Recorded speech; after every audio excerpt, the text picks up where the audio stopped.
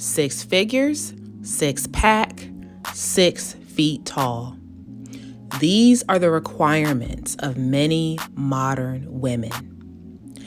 And Denzel Seegers traveled all the way to Turkey from Atlanta, spent $80,000 to become the man that he believes modern Black women want.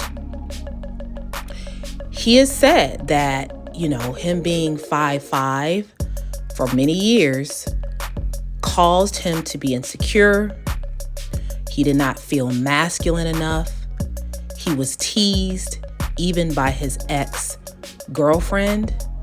He was the butt of many jokes because of his height at 5'5". So he risked it all for limb lengthening surgery. He's actually the first Black man, to my knowledge, to do this surgery. There have been men of other cultures and other races who have done this. But the question remains is this the new surgery for men? Will this be similar to like a BBL, so to speak, for men? Denzel was only 27 years old when he had this surgery back in June of 2023. After getting this painful surgery that he is still recovering from, Denzel now reports that he is getting the most attention that he has ever received from modern women. He was able to grow, according to this article that I'm looking at, 7 inches, which is actually, this surgery is rare and has been done before. The previous guy I know who got this was not a Black man, he was a white man. And I think he only was able to grow, quote unquote, so to speak, about 3 inches. So the fact that got additional 4 inches of height is pretty amazing, because the surgery doesn't, it's not promised that you're going to get that much height. But this is big. And so one of the reasons why he went to Turkey is because the surgery is cheaper. So I think typically the surgery is about $150,000. But because he got it done in Turkey, if you guys have been following the main channel topics, I've talked about an influencer, Hazel E., who flew to Turkey and got some surgery that didn't go so well. But it sounds like with Denzel, his surgery actually did go well. Sounds like it was a success. And he went from 5'5" to 6 feet.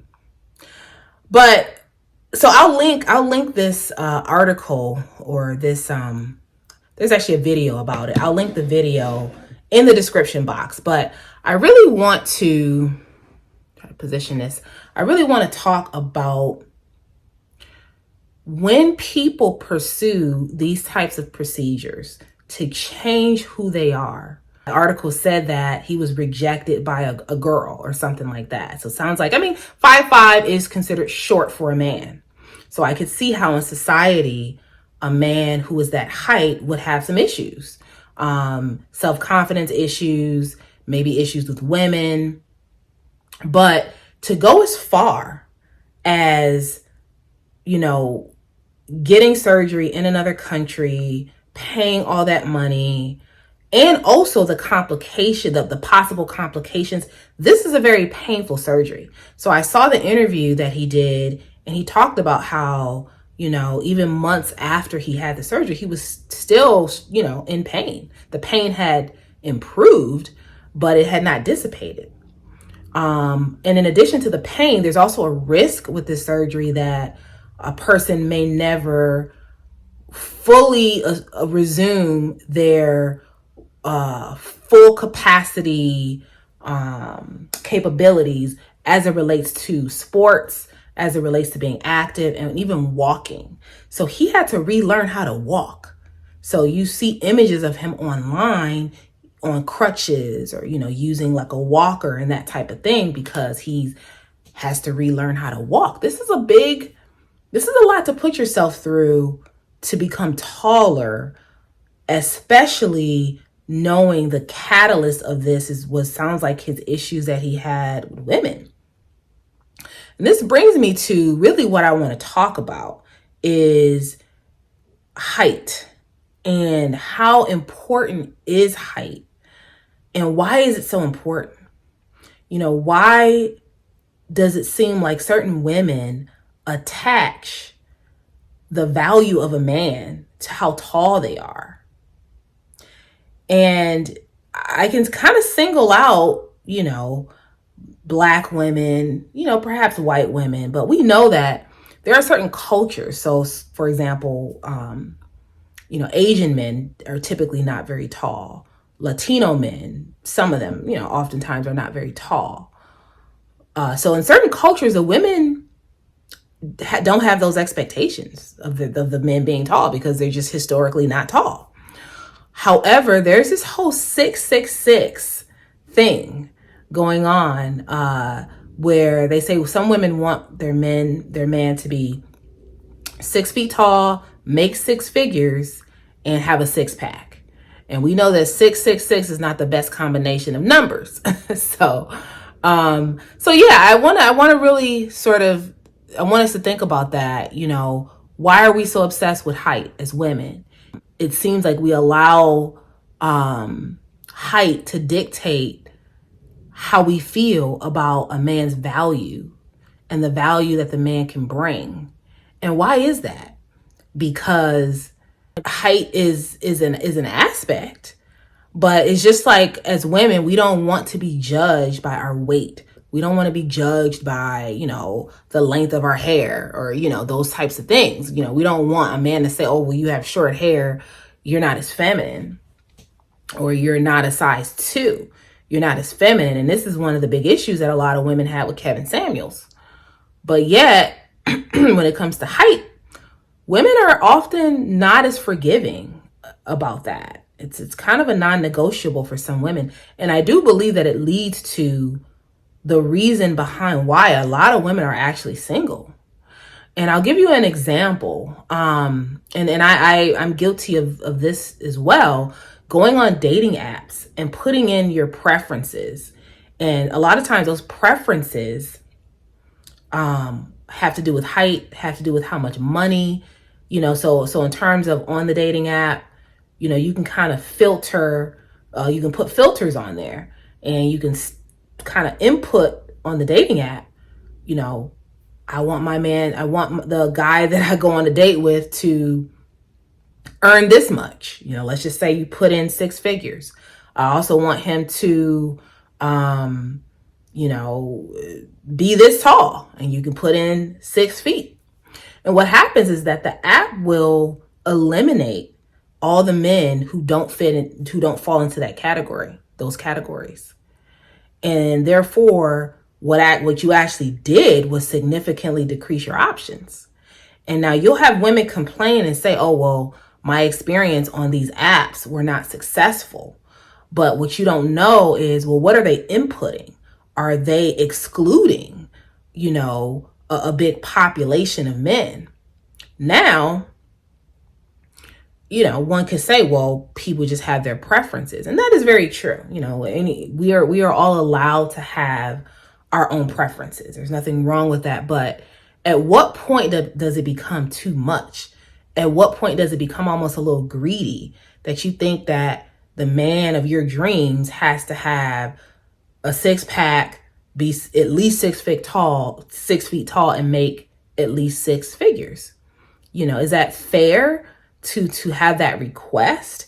And I think this is a lot of what Kevin Samuels was saying, was like, if you're going to have those type of demands, then you yourself as a woman need to be on point. It's not fair to expect that type of thing. And so you have men, not a lot of men, but now that this surgery is accessible to the general public, seems like it's still probably in the sort of experimental phase to a degree, but there have been regular men, not a lot, but globally, some men, a handful of them have gotten this height surgery, this limb lengthening surgery. And I'll be curious to see how many men pursue this. We all know, and we all have seen with the BBL epidemic, how many women have, pursued BBLs and So I'm curious if this height surgery is going to be like the big surgery for men, and does it reek of insecurity? Is it understandable if a man wants to get a procedure done like limb lengthening surgery? Or does it mean that in some way this man is deeply insecure and has psychological issues, perhaps instead of trying to be accepted by women who want a man who's taller, why not just pursue going where he's celebrated instead of trying to morph himself into something that's not who he even is? So this is a very interesting story. I've been wanting to cover it, primarily talk about women. And so I don't really like to confuse the audience. Occasionally I'll talk about men, but I don't like to confuse the audience or the algorithm too much. Hey everyone, just popping on real quick to let you know I am busy trying to get the newsletter out to you. So if you are on my email list, please stay tuned. The newsletter is on its way. If you're not on my email list, get on my email list. Click the link in the description box and go to my website and go to the very bottom of the page and put your email right in that box where it says join my community. Also reminding you about the membership, the monthly membership club, Black and Invisible. Great content over there, raw, authentic, no makeup, unfiltered, unedited, just conversations that I'm having over there with the Black and Invisible members. And my book. If you want my book, if you've been waiting to get my book, I am trying to get it back on Amazon. So my apologies, but stay tuned. I will announce when my book is back on Amazon. And thank you for your patience with that. I also wanted to say that I have speaking services. So if you all need a speaker for your event, go to my website. There's 4 main topics that I deliver. I can deliver more topics than that, but there's 4 of them that I'm kind of ready to go with in terms of discussing. One is the Invisible Black Woman. The other is called Get Started and Grow on YouTube. There's also Body Privilege / Curated Bodies, which I kind of talked about today in this video. And the new one that I just created, the new speaking topic is become your own micro business. And I'm going to be talking about in an upcoming video about my journey through the business program that I just finished. Just completed the business program. I'm going to be updating you on that and talking with you all on how to become your own micro business. And guess what? YouTube is at the center of that. One of the main reasons why you should get on my email list is to be informed about my upcoming off YouTube webinars. These webinars will be trainings, workshops, courses, whatever you want to call it, but these will not be offered on YouTube. So if you're on my email list and you get my newsletter, you can pre-register for these webinars and courses.